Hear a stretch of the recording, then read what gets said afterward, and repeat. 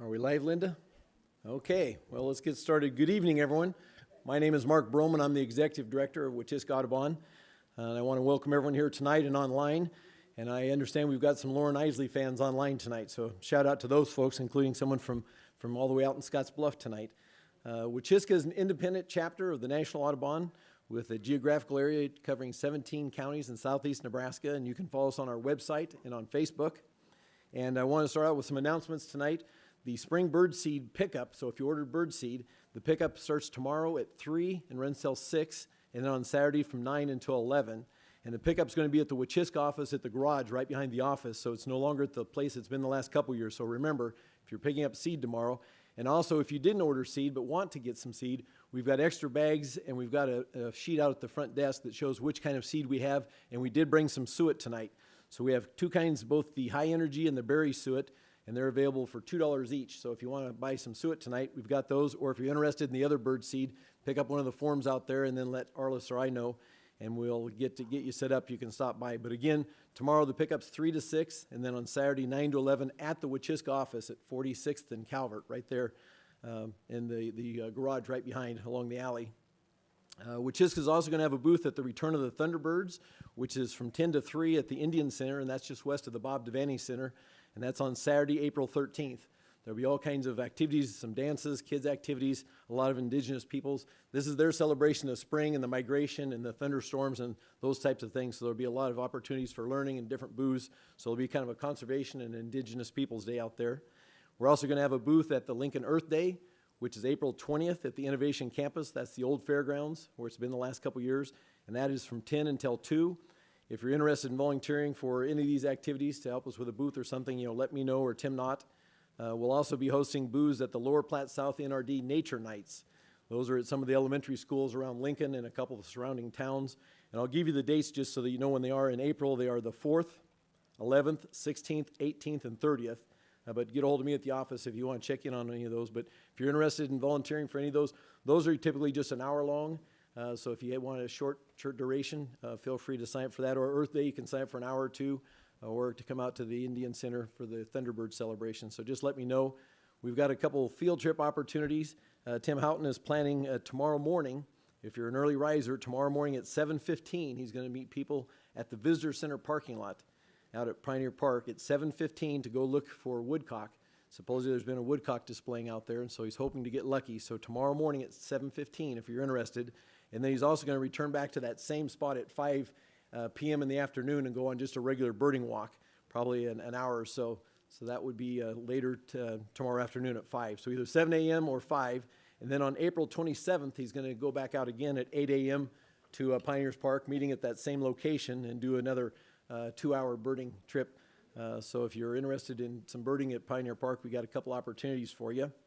We're still collecting calendars, so if you got some of those calendars that are still coming in from all those nonprofits and don't know what to do with them, bring them into the office. We pass those on for a good use. And at this time, I think I'm going to have Teresa Pella come up, our president. She's got a couple announcements, including our Tour of the Wild Side, which will be coming up this summer. So with that, I'll turn it over to Teresa for a second. She can make a couple announcements, and then we'll finish up. Got to count on my fingers because it's usually just the board meeting I announce, which I'll start with. The March board meeting is next Tuesday evening at 7 p.m. Via Zoom, as usual. Anyone can sit in if they want to. Just let Mark know, and he'll give you the Zoom information. Secondly, Tour of the Wild Side, the 4th annual Tour of the Wild Side is going to be Saturday, June 22nd.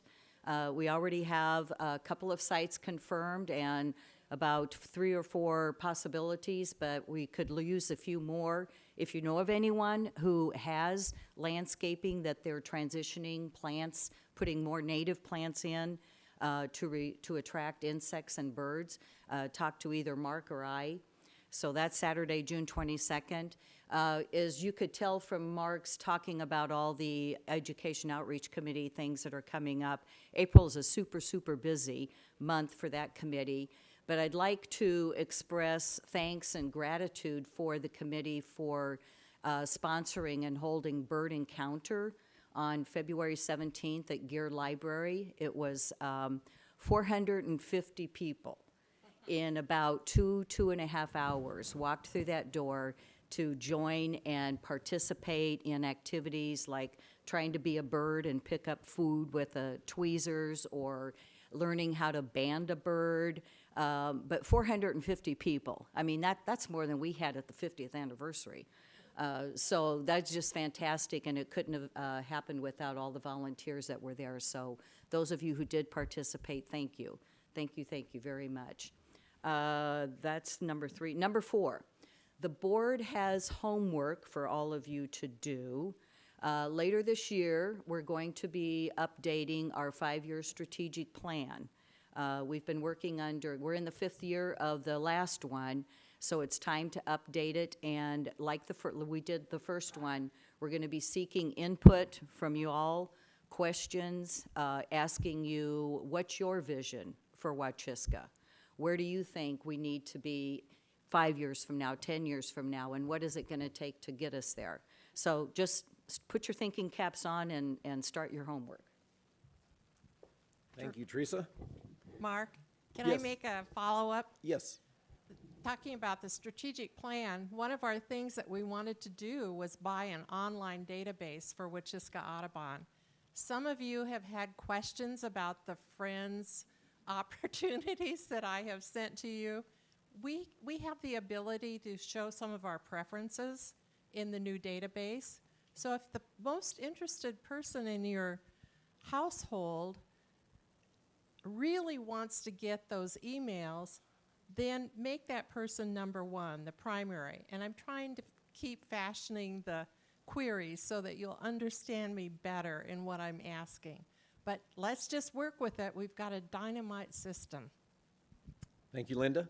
We'll take a few minutes and see if there are any unusual bird sightings. I did get one in an email from Steve Schaefer, who has seen a Luscinistic robin at the Aldersgate garden several times recently, and that means that they're white. They don't have pigment in the feathers. There's some molting or some spotting, so it's not an albino. It doesn't have the pink eyes, but it's about 1 in 30,000 individuals is Luscinistic. But anyway, they've got it over there, and he's seen it several times. So if you want to see this guy, you can try to stop by the Aldersgate and see if you can spot him over there. I know I've seen some pictures of some red-tailed hawks also this spring around eastern Nebraska. So does anybody have any sightings? I know some birds are starting to come back through.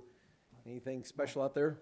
I saw the first turkey vulture today. Oh, okay. Yeah. So they're coming back. Yep. It's Okay. the earliest I've seen them. Okay. They're all usually hanging around Sheridan Boulevard. I go up and down Sheridan every day, and that's, of course, where you guys live. But I see them all the time during the summer, and there's quite a group that comes in. So I haven't seen them yet, so I'll keep my eyes peeled to the sky. Anything else? I've got one. Yes.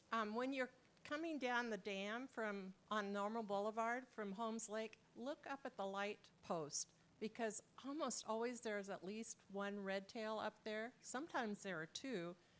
A couple weeks ago, I saw a merlin up there. So watch those light posts. I've heard there's also a bald eagle that's been spotted around Holmes Lake quite a bit. I saw one just outside of Lincoln on the interstate the other day. Flew right in front of me. It was that real windy day, and he was really fighting the wind, just saying they're hovering right over the interstate trying to go north. So yeah, keep your eyes to the sky. Anybody else have anything they want to throw out tonight? Tim? Pine siskins? Okay. Anybody else? I know we got the birdseed going out now, so get the birdseed out and maybe get some of these migrants as they come through. Okay, well, we'll go ahead and kick off tonight's presentation. Will be on YouTube, along with past presentations. So if you know someone that would enjoy tonight's presentation, let them know about it. They can go to our website and log in and see tonight's presentation as well as the past. It's my pleasure tonight to introduce tonight's speaker, Dr. Tom Lynch. Tom is a former Wachiska board member, and he's recently retired professor who taught in the English department at the University of Nebraska. His areas of teaching and research focused on, and I have to make sure I get these right, eco-criticism, bioregionalism, settler colonial studies, and Lauren Isley.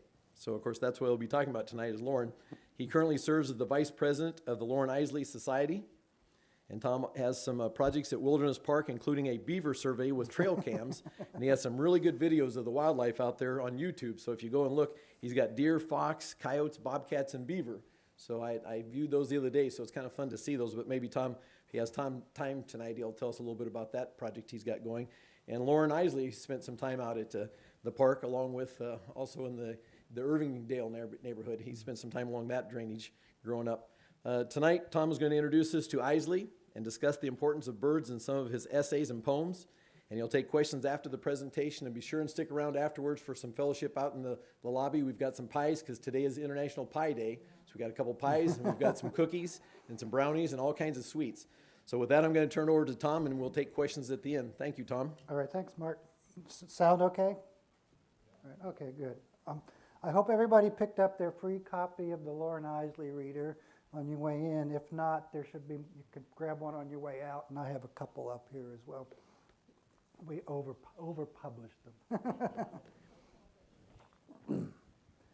Okay, so today I'd like to discuss Isley, a native of Lincoln, who became internationally recognized as one of the most important and influential nature writers of the 20th century. I'd first like to introduce him, consider his significance, and then discuss the role of birds in some of his most important works. To begin at the beginning, Lauren was born in 1907 in Lincoln. Because so much of his writing, both his poetry and his creative nonfiction, is semi-autobiographical, his biography is especially relevant to an appreciation of his art. I should emphasize, however, that he was not above changing the details of events for artistic purposes, so one should not read his nonfiction as an accurate reporting of events. As a child, Lauren had a difficult and impoverished family life. His father's first wife had died, and he remarried a woman by the name of Daisy Corey, who would become Lauren's mother. Daisy was deaf and seemed to have suffered from some mental illness. Both literally and figuratively, he and his mother had difficulty communicating. His parents fought frequently. His father was often gone on long business trips. The family struggled on the edge of poverty, and the young Lauren felt abused and neglected by his mother. Sadly, he never reconciled with her, even when, as an older man, he visited. I had elderly here, and then I realized he was younger than I am. All right. As an older man, as a mature man, he visited her grave in Lincoln's Wachiska Cemetery. In his autobiography, he writes, "I stood above her grave in a place called Wachiska. I murmured to myself and tried to tell her this belatedly. Nothing, Mama, nothing.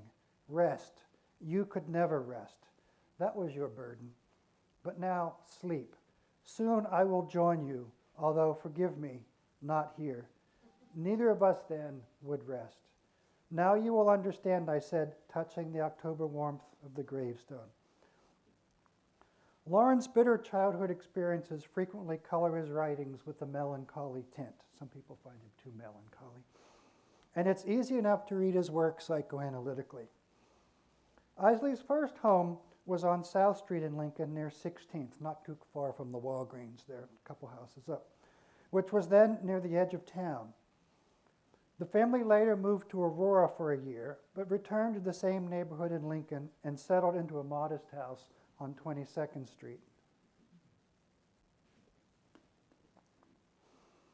Most of the childhood memories that appear in Isley's writing occurred while living in this house. Two things became escapes from his difficult home life. One was reading.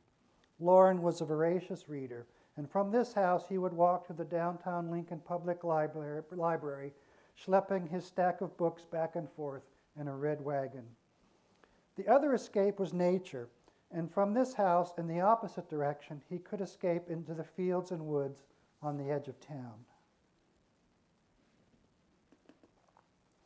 Just south of Isley's home in the 1910s, the city dwindled and open country began. He spent much of his youth roaming in the fields and along the creeks at the edge of town. His old haunts included what is now Irvingdale Park, whose stream was a common playing area for young Lauren. And we're currently working to put a historical marker there, and the Irvingdale Neighborhood Association is putting a bench at the newly refurbished park there. So we're hoping to see that in the next few months to a year. Just south of the park, across Van Dorn Street, lies a pond, now manicured as part of the country club golf course, but at the time it was just a wild pond on the prairie's edge. This was the scene of one of Isley's most harrowing memories. One winter, while collecting aquatic specimens for his newly built home aquarium, he fell through the ice and nearly drowned. Years later, he returned and lamented that, as he writes, "Forbidding fences warned me away."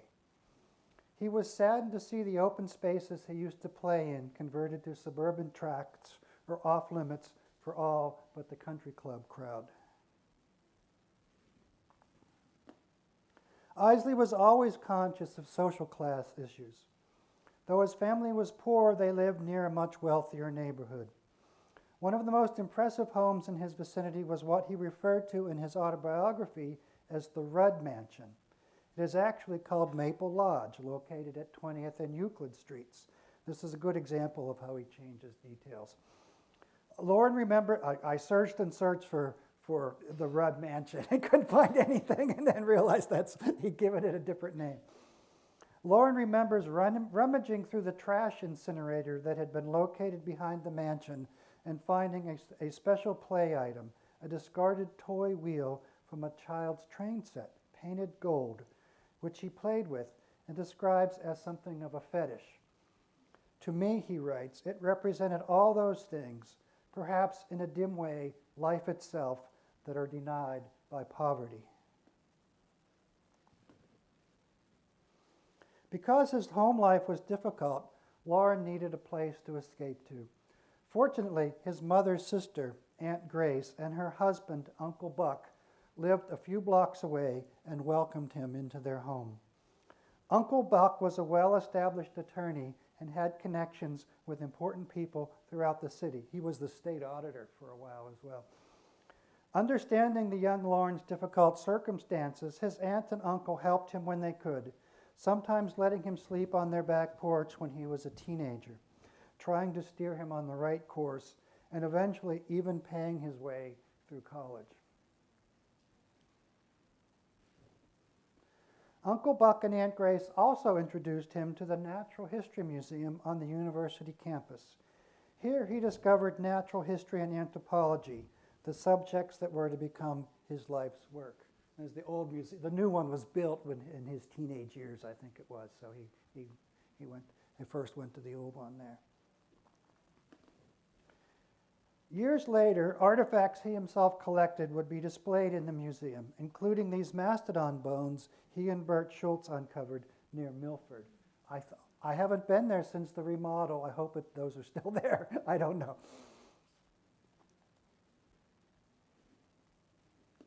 Lauren attended Lincoln High School, but though smart, did poorly. Uncle Buck, who recognized Lauren's intelligence and understood the emotional source of his difficulties, arranged for him to be enrolled at the new experimental Teachers College High School on the campus of the university. Many faculty sent their children there. The building has since been converted into Canfield Hall, the university's administrative hub. After graduating from high school, Lauren enrolled at the university as a dual major in English and anthropology, an interdisciplinary education that served him well in his later career. In his early years as an undergraduate at the university, Isley had the reputation as an important and promising poet, and he published poetry in a range of literary journals. Most notably, his work appeared in the earliest editions of Prairie Schooner, whose editorial staff he joined for the second edition in 1927. His poems were published in a variety of other venues as well, even in the prestigious Poetry magazine during the era when it was publishing the likes of Ezra Pound and Wallace Stevens. Isley was immersed in the lively poetry world of the 20s and 30s and poised to become an important voice in that world.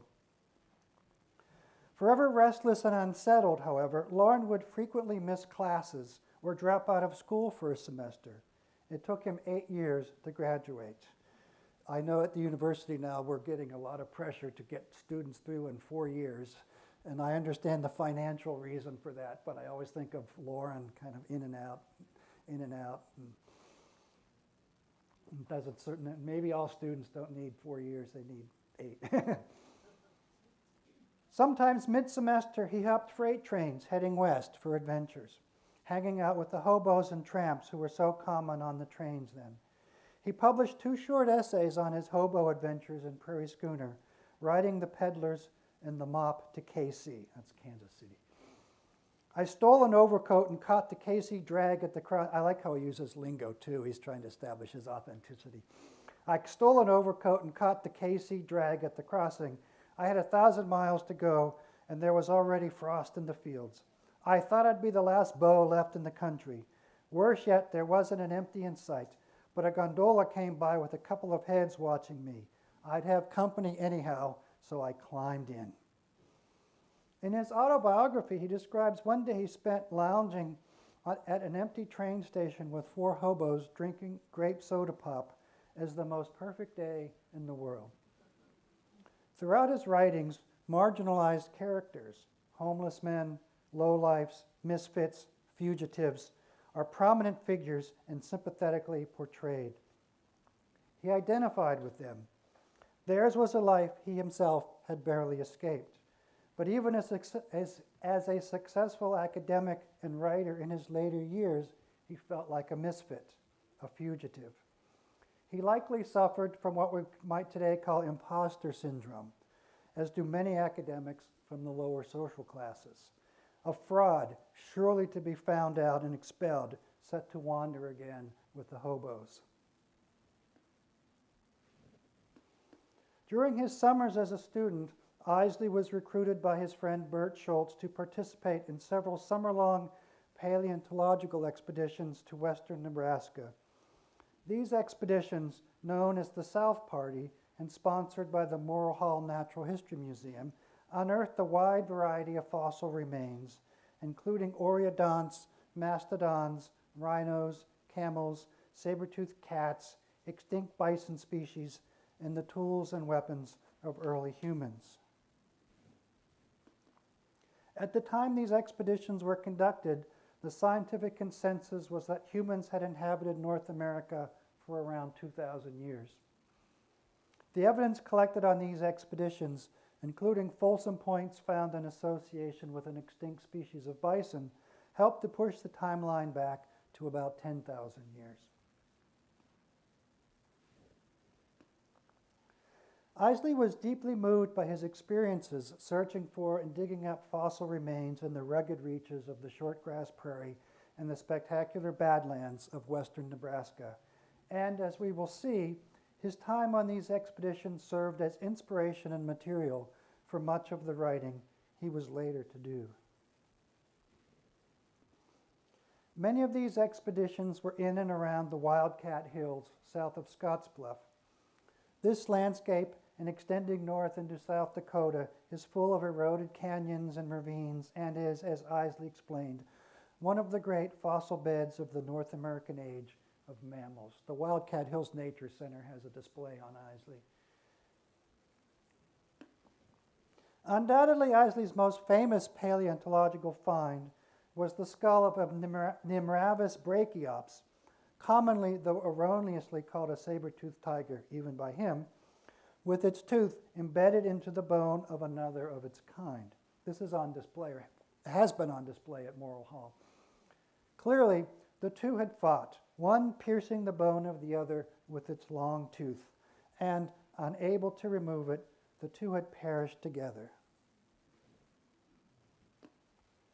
The find resulted in Isley's most famous poem, The Innocent Assassins, published in 1973, in which he pondered the evolution of violence and weaponry in a manner clearly influenced by the Cold War, the nuclear arms race, and the very real possibility of what was referred to as mutually assured destruction.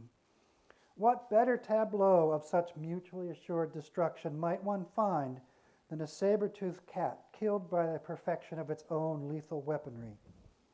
The poem now, or at least until recently, I'm told it's been moved, but at least for a while, displayed on a plaque at the Chimney Rock Visitor Center, a few miles from where the fossil was found, begins, "Once in the sun-fierce badlands of the West, in that strange country of volcanic ash and cones, runneled by rains into purgatorial shapes, where nothing grows, no seeds spring, no beast moves, we found a saber-tooth, most ancient cat. You can see Chimney Rock's just off to the right side there in the picture. And the find was off to the left in the hills to the left there. The fossil, which has become known as the innocent assassin skull, was discovered on the eastern edge of the Wildcat Hills. A lengthy exposed band of 30-million-year-old Oligocene-era siltstone made this region an ideal location for the South Party to search for fossils.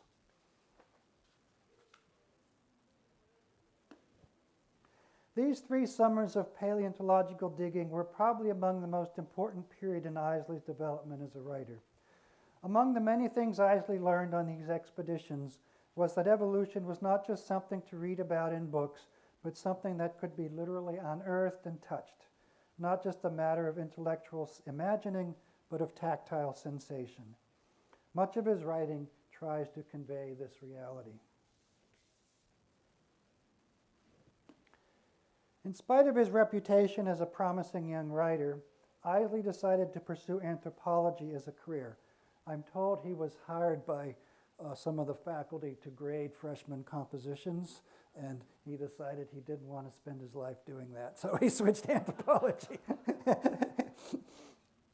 All right, eventually earning a PhD from the University of Pennsylvania.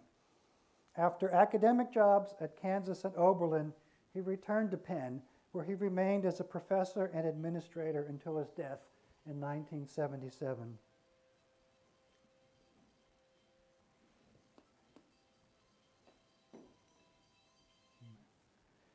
In 1949, Isley published an essay in Harper's titled The Fire Apes, a personal musing on the early evolution of humans. A young writer by the name of Ray Bradbury, then completing the Martian Chronicles, sent him a letter telling him how excellent the article was, the most extraordinary essay I've read in many years, and he encouraged Lauren to write a book. Bradbury's encouragement led to the publication of Isley's first book, The Immense Journey, in 1957. And can we identify the bird on the cover? I think it's a frigate bird, isn't it? Yeah, frigate bird, yeah. I think they picked it because it looks a little bit like a pterodactyl. I think. Yeah. Anyhow, this is a personal narrative exploration, scientific explication, and philosophical pondering of the immense journey we are all a part of, evolution. As he writes in the first essay, The Slit, through how many dimensions and how many media will life have to pass? Down how many roads among the stars must man propel himself in search of the final secret? The journey is difficult, immense, at times impossible. Yet that will not deter some of us from attempting it. We cannot know all that has happened in the past or the reason for all of these events any more than we can with surety discern what lies ahead. We have joined the caravan, you might say, at a certain point. We will travel as far as we can, but we cannot in one lifetime see all that we would like to see or learn all that we hunger to know. Isley became an influential writer of nonfiction, a noted philosopher of nature. Comparisons to Henry Thoreau became common, if not cliched, in reviews. Every nature writer gets reviewed compared to Thoreau. He was widely admired.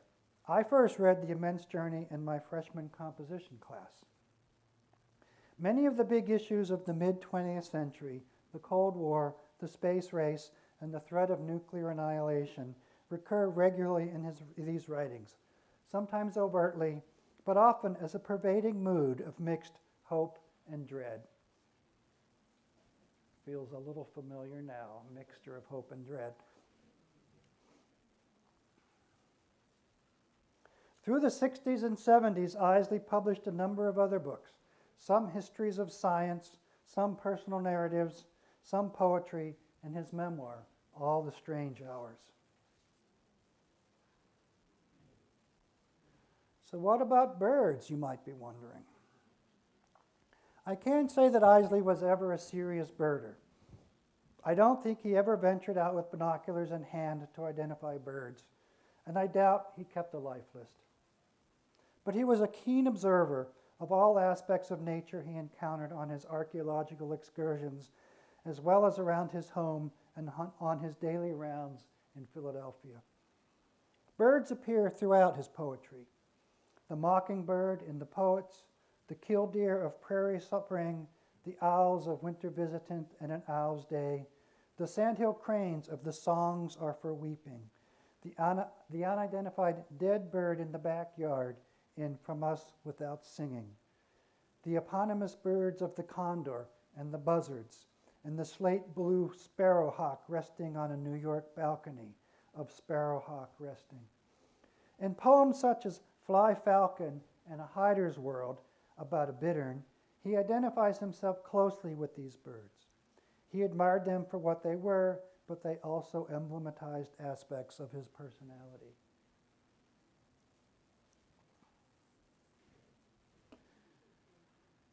I got a new gadget, see?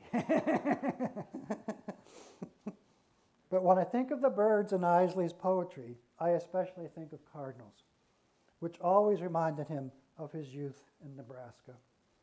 In a poem titled simply The Cardinals, he watches from the window two cardinals, male and female, having lived alone all winter in that silence of the solitary who seek their own food and depend on no one, suddenly exchange seeds in an ancient ritual welcoming spring.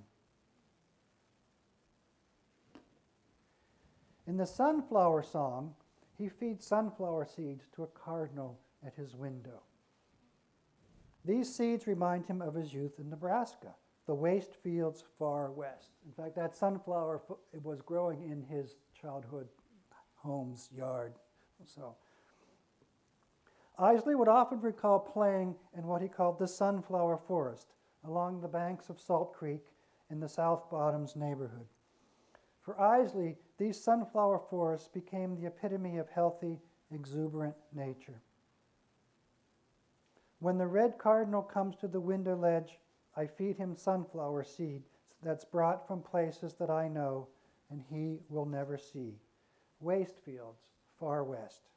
Drear country that I own, nor can relinquish it. My brain, that is. My brain that holds this lifetime setting in a city street. It's really amazing how many times in his writing he remembers something that happened in Lincoln, even though he's feeding this bird in Philadelphia. Two essays in The Immense Journey specifically focus on birds.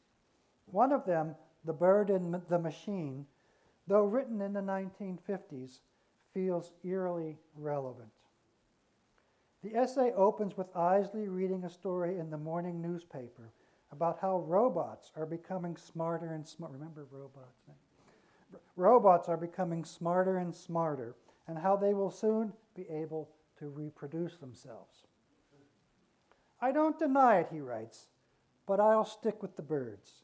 It's life I believe in, not machines. This leads him to tell a story about a time in western Nebraska when his paleontological party was asked to acquire some animals for a zoo. He captures a male sparrowhawk in an abandoned cabin, but its mate escapes. Troubled in conscience, the next morning he releases the sparrowhawk. As it flies upward, he hears a cry came ringing down. It was not the bird he released, but its mate, crying out in celebration at the escape of its partner. He concludes the essay, "The machine does not bleed, ache, hang for hours in the empty sky in a torment of hope to learn the fate of another machine. Nor does it cry out with joy, nor dance in the air with the fierce passion of a bird."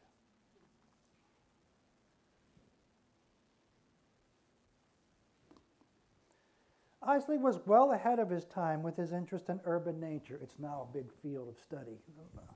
Right. The weeds, seeds, insects, rodents, turtles, and yes, birds one finds living among us in our cities. That was really the period when wilderness was really, like thinking of Ed Abbey writing from Arches or the Wilderness Society out of Leopold. And the Southwest. So Isley was a bit unusual in his city writing. In his essay, The Judgment of the Birds, he features pigeons in New York, a crow in Philadelphia, a flight of warblers in Toadstool Park, and finally a raven, a song sparrow, and some smaller unnamed birds somewhere vaguely out west. I'm thinking in the Pine Ridge country, but he doesn't specify. The essay opens with a consideration of visions and prophecies. It is a commonplace of all religious thought, even the most primitive, that the man seeking visions and insight must go apart from his followers and live for a time in the wilderness. If he is of the proper sort, he will return with a message.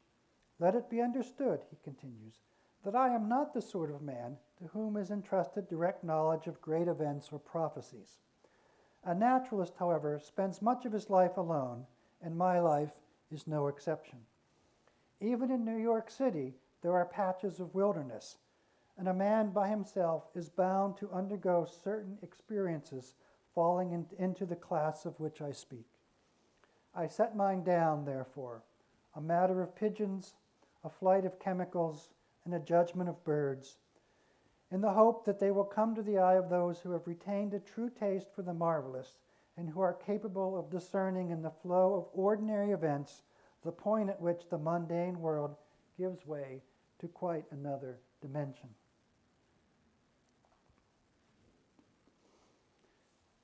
In his first tale, he awakens early in the morning high in a New York City hotel.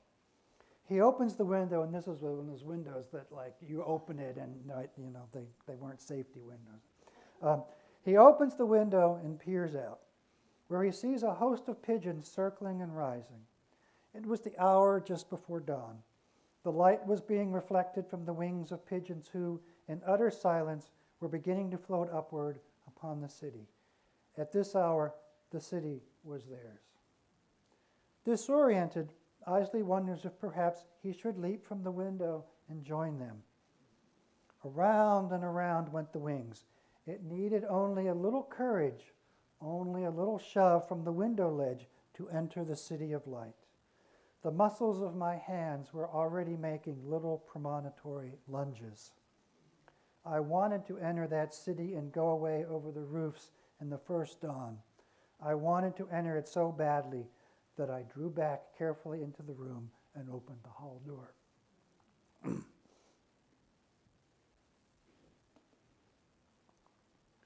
In the next bird-related anecdote, he discusses a crow in his Philadelphia neighborhood.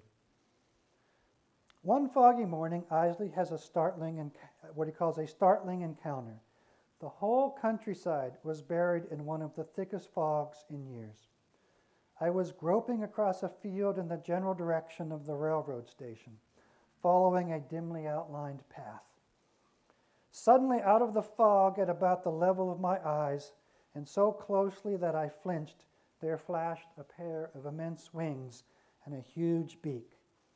The whole bird rushed over my head with a frantic cawing outcry of such hideous terror as I have never heard in a crow's voice before, and never expect to hear again. It later occurs to Isley that foolishly flying around in the fog, the crow had not realized how close it was to the ground. He had thought he was high up, and when he encountered me looming gigantically through the fog, he had perceived a ghastly and, to the crow mind, unnatural sight. He had seen a man walking on air, desecrating the very heart of the crow kingdom, a harbinger of the most profound evil a crow mind could conceive of, air-walking men.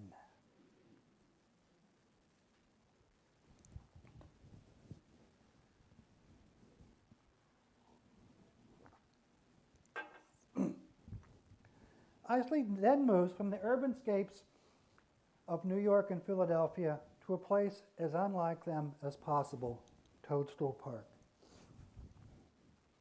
Nothing grows among its pinnacles. There is no shade except under great toadstools of sandstone whose bases have been eaten to the shape of wine glasses by the wind. Everything is flaking, cracking, disintegrating, wearing away in the long, imperceptible weather of time. The ash of ancient volcanic outbursts still sterilizes its soil, and its colors in that waste are the colors that flame in the lonely sunsets on dead planets. Men come there but rarely, and for one purpose only, the collection of bones. Isley is recalling the time he was indeed collecting bones with the South Party. Returning alone to camp in the gathering dark, he contemplates how the blood and flesh and bones of extinct creatures, titanotheres and saber-toothed cats, had returned to the soil. Now, he continues, these creatures were still here. Or, put it as you will, the chemicals that had made them were here about me in the ground. The carbon that had driven them ran blackly in the eroding stone. The stain of iron was in the clay. The iron did not remember the blood it had once moved within. The phosphorus had forgotten the savage brain. The little individual moment had ebbed from all those strange combinations of chemicals as it would ebb from our living bodies into the sinks and runnels of oncoming time. But he has seen a flight of birds coming on. It was moving like a little close-knit body of black specks that danced and darted and closed again. It was pouring from the north and heading toward me with the undeviating restlessness of a compass needle. It streamed through the shadows rising out of monstrous gorges. It rushed over towering pinnacles in the red light of the sun, or momentarily sank from sight within their shade. Across that desert of eroding clay and wind-worn stone they came, with a faint wild twittering that filled all the air about me as those tiny living bullets hurtled past into the night. In his telling, he says, I had lifted up a fistful of that ground. I held it while that wild flight of southbound warblers hurtled over me into the oncoming dark. There went phosphorus. There went iron. There went carbon. There beat the calcium in those hurrying wings. Alone on a dead planet, I watched the incredible miracle speeding past.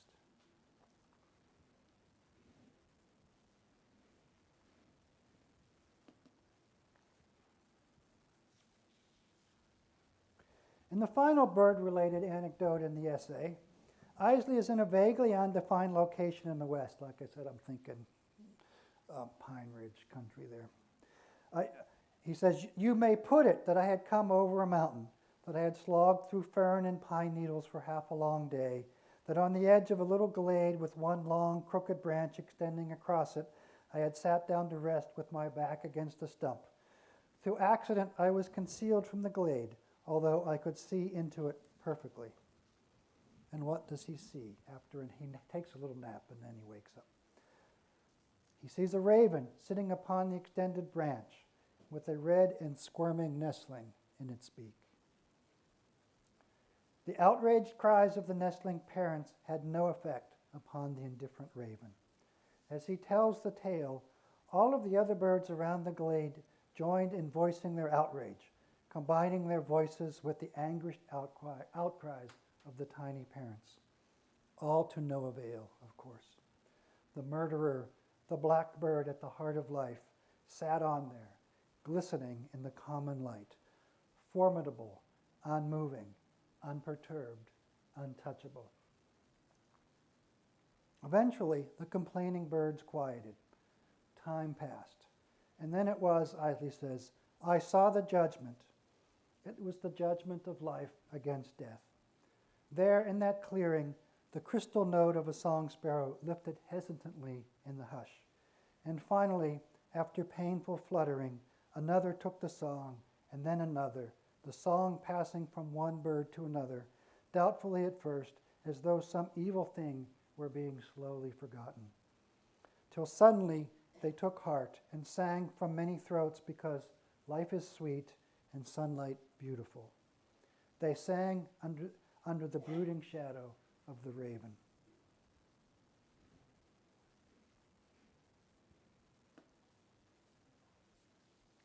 Throughout his writings, Isley ponders the mystery of time, of life, and of the processes of evolution that braid them, that braid us together. And the birds were a frequent source of inspiration. In a way, for Isley, birds are the epitome of nature. They are ordinary and yet also seemingly miraculous. They are common but beautiful. They are delicate yet enduring. They live happily in our most degraded urban environments and in the most remote wildlands. Even if Isley never kept a life list, birds were very important to him. Okay, so that's the end of my talk. Now, for more information on Isley, you can check out the website of the Lauren Isley Society. Join our Facebook group, which I see has 1,000 people now. We just broke the 1,000 threshold recently, I think. So if you do Facebook, just search for Lauren Isley Society. You will find us there. Also, I produced the Lauren Isley's Nebraska. It's a digital story map.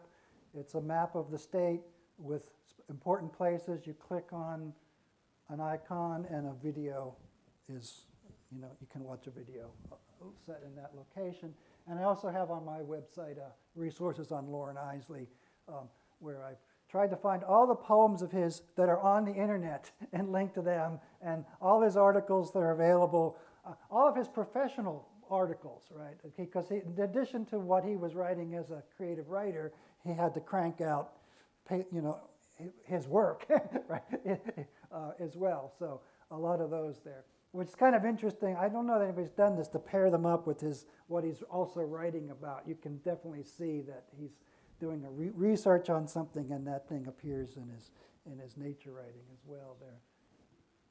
And then finally, and somebody mentioned this earlier, I'll be doing an OLLI class in April on Isley, and we will be using the reader as our textbook. So I'm hoping some of you might be willing to sign up for that class. I noticed enrollment is open. Okay, and we will end that class with a field trip around some of the sites in Lincoln that are relevant to Isley. So with that, I am finished. Okay, thank you very much.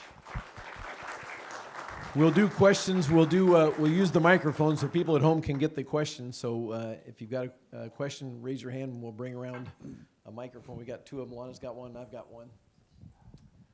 So Tom, you talked about Isley in his youthful neighborhood and going down to Irving Park and so on and so forth. The bench is there, by the way. It's already the bench been is already placed, there. yes. Okay. It looks at the parking lot. It's a very strange place for a bench memorializing Lauren Isley, but it looks at the new parking lot. Okay. And it's been there for about 2 weeks. Okay. But I'm curious, who were his mentors when he was a student? How did he jump from being this poor kid who liked to go splash around in the creek to becoming a poet? What was the leap between the one thing and the other thing? Did he have somebody that believed in him, or? Well, he always wanted to be a writer. He actually, in one of his school papers that's come down to us in like 4th grade, he says, "For my career, I want to be a nature writer." Okay, so there's that. So he's always interested in that. But I think Lowry Wimberly was the main person at the university in the English department. He had started Prairie Schooner, right? And he was one of Lauren's main professors in the English department there. And so I think hanging around with that crowd, around the Schooner crowd, was.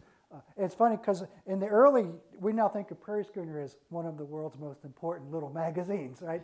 At the time, it was a few people around Lincoln publishing in it, and sometimes they used pseudonyms because they didn't want it to look like only the same couple of people. So Isley actually has a few poems in there under pseudonyms as well. But I think it was hanging out with that crowd that he also struck up a correspondence with Robinson Jeffers. Because Jeffers' work had been coming out and had been pretty heavily criticized, but Isley could relate to it, and so he did some. I think what he did was he did a very favorable review of one of Jeffers' books, and then Jeffers wrote him a letter, and they had a little bit of correspondence. I'm retired, but I still think of articles to write. And a Jeffers Isley article would be kind of an interesting one. But I would say Lowry Wimberly, the founder of Prairie Schooner, would have been his most important influence there. Tom, could you tell us a little bit about your beaver surveys? Oh, It my sounds like beaver that's survey. an interesting Okay. study of yours. Sure. I'd noticed over the years in Wilderness Park, once in a while, seeing a tree that had been chewed down by beavers. And we actually found a dead one once a couple years ago. But I never, knew much about them. And I asked around, and nobody else knew much about them, so I'm retired. I have a lot of time on my hands. And also in November, and I realized I could not have done this in the summer, right? So starting in November, I walked the edge of Salt Creek, not the trail, the edge of the creek, right? Both sides, looking for beaver sign, right? There, and today it's really easy. I just pull up my phone and push down there and mark the spot. So, it was easy to map. Didn't take any work to do that, and took a bunch of pictures. I still haven't done much with this yet, but I found 70-some places in the park that have been, there's at least more that I sort of like, it has to be recent, right? Because there were some areas where there was some, several years old. I don't know how you date exactly how long ago it was that the beaver chopped the tree down, but several years old at least. But so I tried to only mark fresh things, and then I do have a trail cam, so I set up the trail cam. I didn't know at the time that generally in the winter beavers, they don't hibernate, but they hunker down, right? So they would just, so the trail cam, or first I didn't get much, but I got a lot of other wildlife. There are a lot of raccoons in Wilderness Park, and they're very curious about trail cams, right? But coyotes and possums and lots of other wildlife there as well. But now the beavers are getting active again. So I found a couple sites that are, there are probably 50 trees down. This big area, clearly very active, and so. And I also learned, and I thought, if there are beaver trees cut, where's the beaver dam, right? I assumed beaver equals dam, right? I knew nothing about that. They only need to build the dam if they need to build the dam, and Salt Creek is a perfect habitat for them. It's got lots of pools of water that are several feet deep, right? And it's got steep banks. And they burrow into the bank underwater, and they go up and they build a big house inside there, and then they punch holes to breathe through the top. So I found a lot of places with the holes also there. So there's plenty of water there then? There was enough, yeah. There's enough water. Yeah, definitely it's low. It's definitely low, but I hadn't paid. It's interesting because I've hiked the trails in Wilderness Park for 20 years, and I never paid that much attention to the creek because the trail doesn't follow it, and there's only a few places where you can really get down because they channelized it. So this really forced me to kind of look at the creek and start looking for all these big pools, and there's a lot. There's a lot of big, deep pools of water there that even in a drought will, I think, retain water. Any more questions?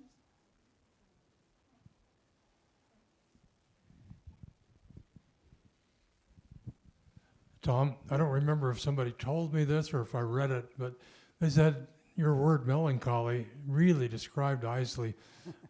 They were in the English department, I think, and they said when he would walk in the door in the office, it was like he had a dark cloud over his head. Yeah. Does that describe him fairly well? He had his happy moments too. He wasn't always like that, but he was definitely a bit dour, and melancholic, and so his work isn't for everybody. It's not all cheerful. It's not like one of the funny. What about his girlfriend?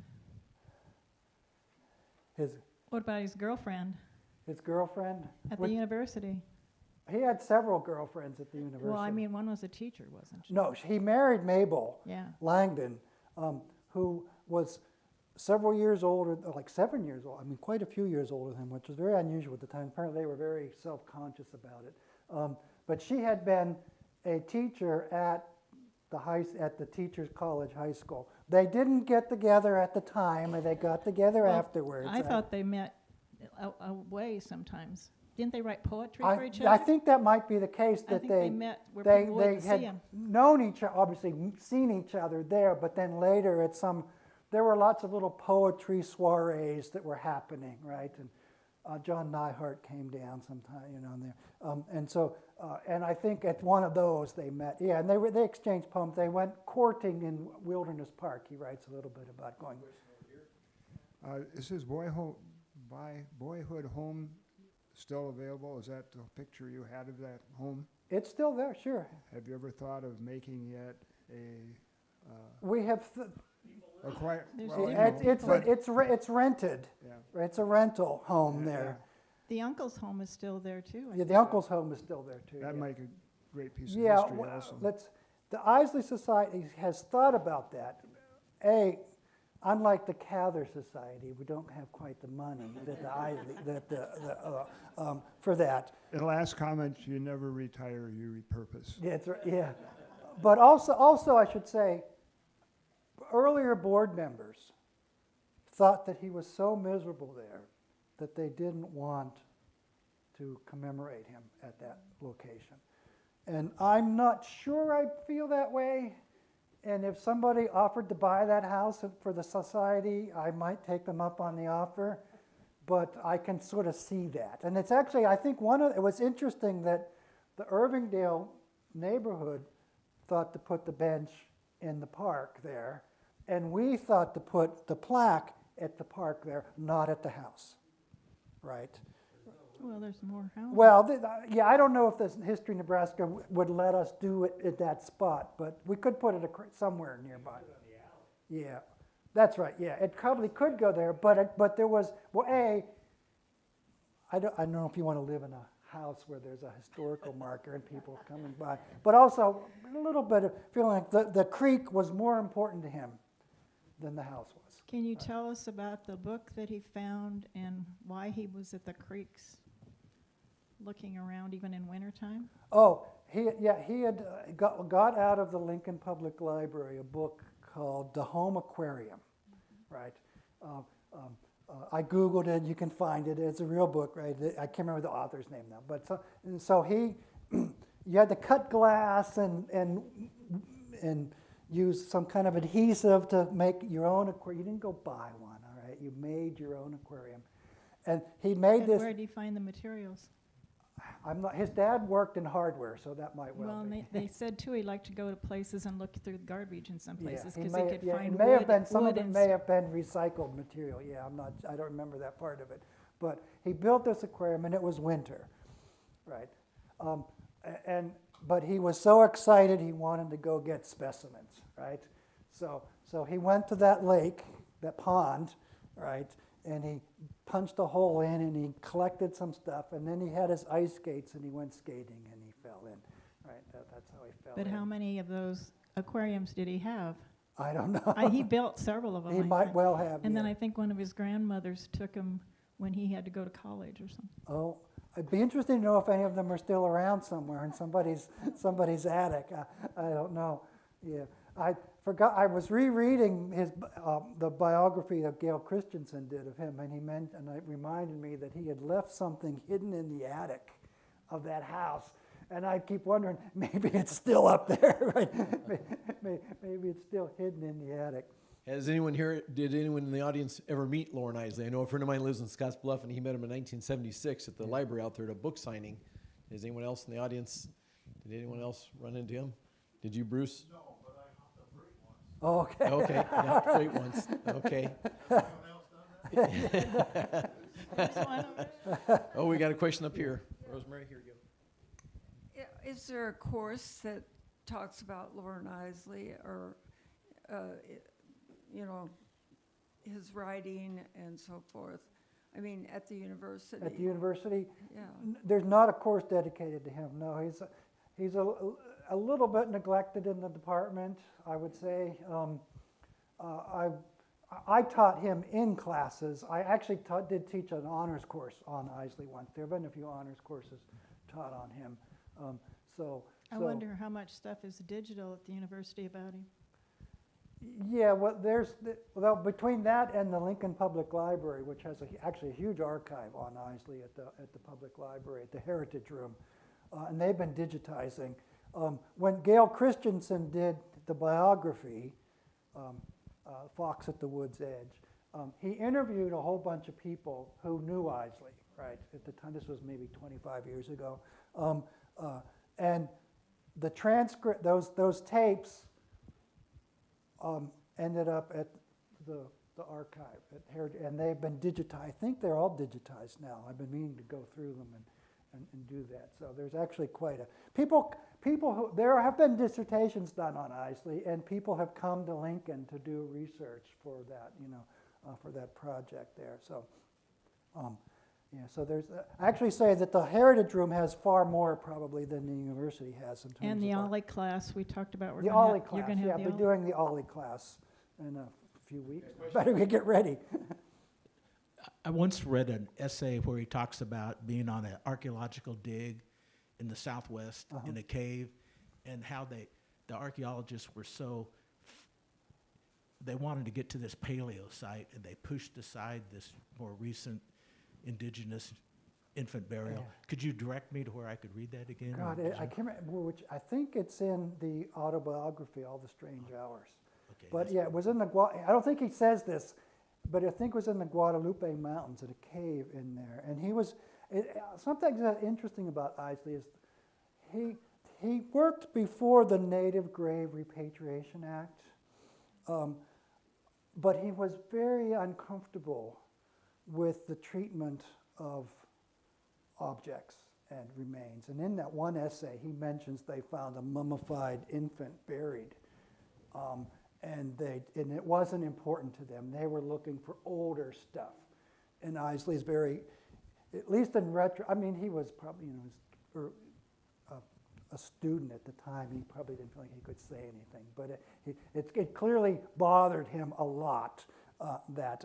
And some of his later poems, he says, the flint chisel should be left in the ground. The bone should be, it's a poem where he almost really attacks his profession in that way. So I think that's another article I think of writing about Isley and that, the treatment of indigenous remains.